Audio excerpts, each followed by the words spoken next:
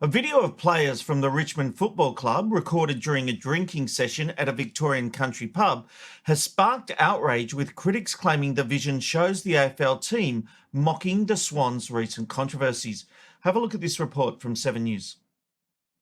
Mad Monday fun or Bad Monday blunder? Richmond's end-of-season blowout, whips and slaps, players seemingly mocking the Swans hotel room scandal, dividing AFL opinion.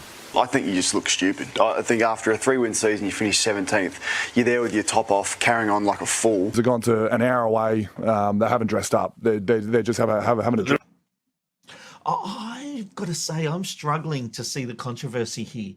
Isn't this what footy clubs do after the season has ended with the Mad Monday celebrations?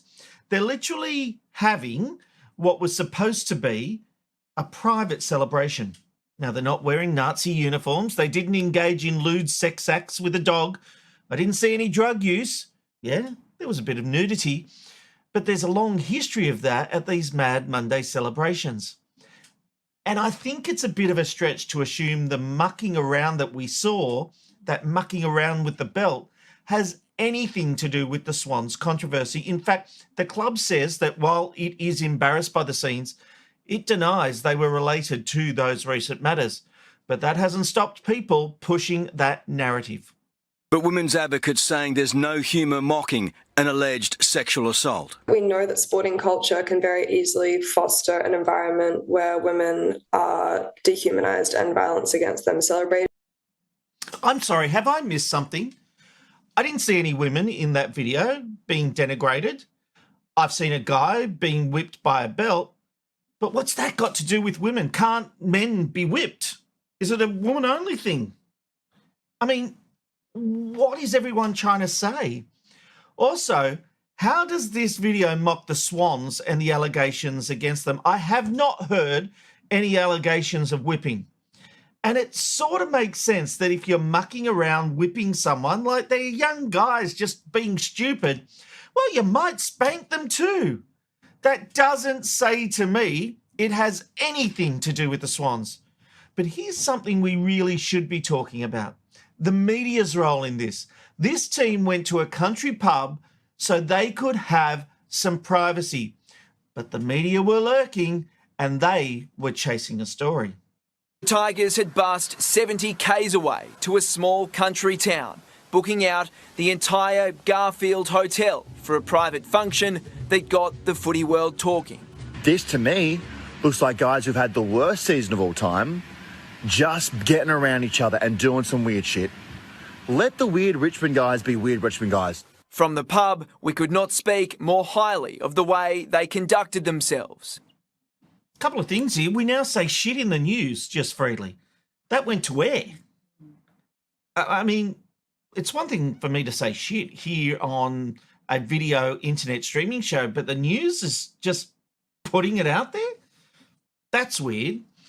And these guys were 70 kilometres away from Melbourne. They booked out the entire venue, and yet the media were there trying to get us stories, basically intruding on their privacy.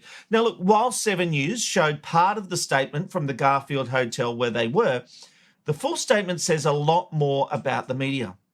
This is what they said. We hosted the Richmond Football Club at our venue today, and we could not speak more highly of the way they conducted themselves. For such a young group, they were extremely respectful and a fun group of boys to deal with. They enjoyed a few quiet beers to unwind after a long season, and we see nothing wrong with that. They had booked out the venue for the afternoon, so they were the only patrons on site. They enjoyed their afternoon and moved on. In our view, this has been blown out of proportion. 2 members of the media were waiting on their arrival this morning and remained on site filming in the hope of capturing a misstep, which we consider disappointing. I do too. I mean, perhaps go there, they try to get these stories, and when 7 News saw it, they went, oh, the Swans.